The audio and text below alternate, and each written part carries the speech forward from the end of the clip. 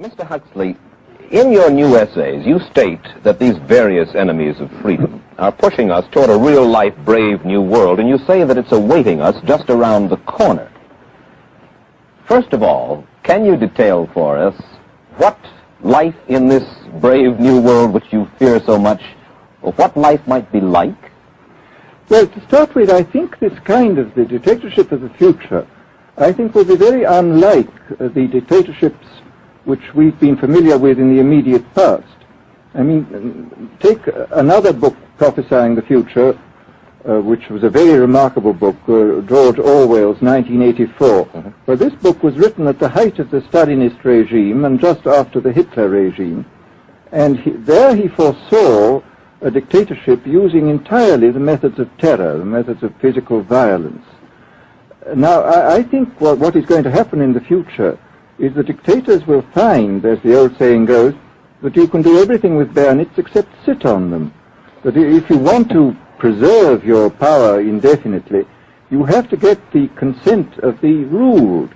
And this they will do partly by drugs, as I foresaw in Brave New World, partly by these new techniques of propaganda.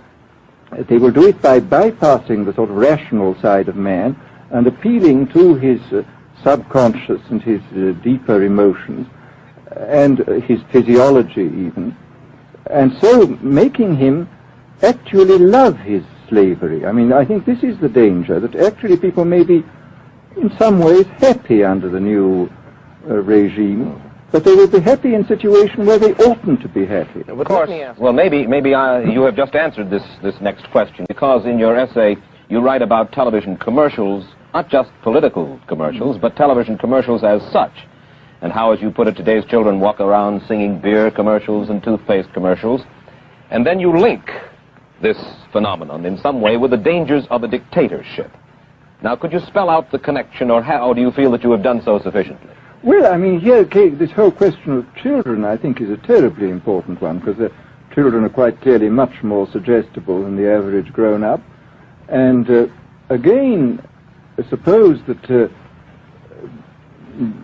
for one reason or another all the propaganda was in the hands of one or very few agencies, you would have an extraordinarily powerful force playing on these children, who after all are going to grow up and be adults quite soon.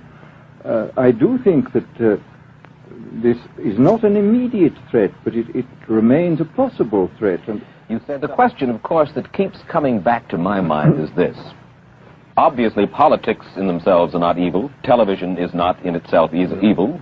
Atomic energy is not evil. And yet you seem to fear that it will be used in an evil way. Why is it? Why is it that the wrong people will use these various devices and for the wrong motives? Well, I think one of the reasons is that these are all instruments for obtaining power, and obviously the passion for power is one of the most moving passions that exist in man, and after all, all democracies are based on the proposition that power is very dangerous, and that it's extremely important not to let any one man or any one small group have too much power for too long a time. After all, what are the British and American constitutions except devices for limiting power? And all these new devices are extremely efficient instruments for the imposition of power by small groups over larger masses. Well, Mr. Huxley, let me ask you this, quite seriously. Is freedom necessary? As far as I'm concerned, it is, yes. Why? Is it necessary for a productive society? Yes, I should say it is. I mean, a genuinely productive society. I mean, I think you could produce plenty of goods without much freedom, but I think the whole sort of creative life of man is ultimately impossible without a considerable measure of individual freedom, that initiative, creation, all these things which we value, and I think value properly, are impossible without a large measure of freedom. Well, Mr. Huxley, take a look again at the country which is in the stance of our opponent anyway it would seem to be there, Soviet Russia. It is strong and getting stronger economically, militarily. At the same time, it's developing its art forms pretty well. It seems not unnecessarily to squelch the creative urge among its people, and yet it is not a free society. It's not a free society, but here is something very interesting, that those members of the society, like the scientists who are doing the creative work, are given far more freedom than anybody else. I mean, it's a privileged aristocratic society in which, provided that they don't poke their noses into political affairs, these people are given a great deal of prestige, a considerable amount of freedom, and a lot of money. I mean, this is a very interesting fact about the new Soviet regime, and I think what we're going to see is a people on the whole with very little freedom, but with an oligarchy on top enjoying a considerable measure of freedom and a very high standard of living. And the people down below, the epsilons down below, enjoying very little.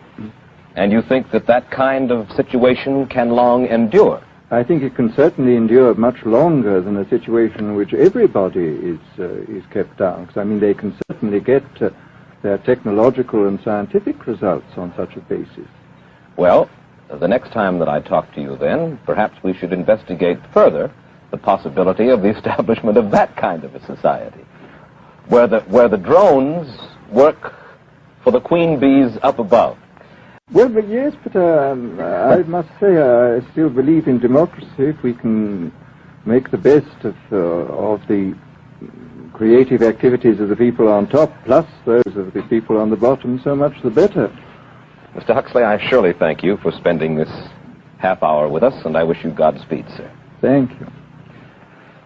Aldous Huxley finds himself these days in a peculiar and disturbing position.